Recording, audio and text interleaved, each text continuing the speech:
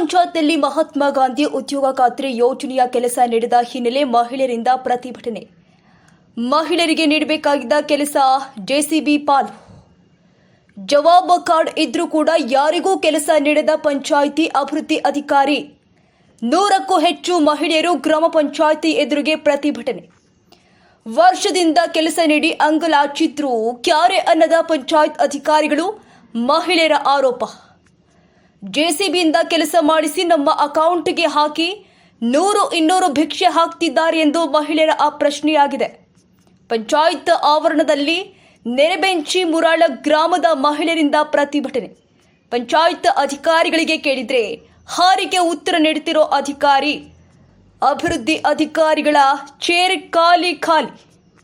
ನವಕರ್ನಾಟಕ ಭ್ರಷ್ಟಾಚಾರ ನಿರ್ಮೂಲನಾ ವೇದಿಕೆ ತಾಲೂಕಾಧ್ಯಕ್ಷರು ಮೆಹಬೂಬ್ ಕುಲಗೇರಿ ತಪ್ಪಿತಸ್ಥ ಅಧಿಕಾರಿಗಳ ಕ್ರಮಕ್ಕೆ ಆಗ್ರಹಿಸಿದ್ರು.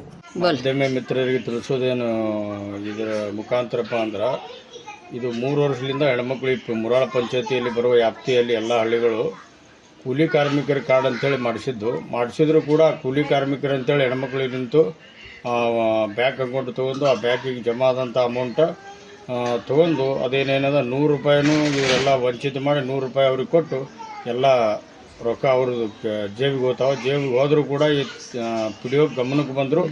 ಪಿ ಡಿ ಒ ಇದನ್ನು ಗಮನ ಹರಿಸದೆ ಅವ್ರಿಗೆ ಎಚ್ಚೆತ್ತುಕೊಳ್ಳದೆ ಏನೂ ಕ್ರಮ ತಗೊಂಡಿಲ್ಲ.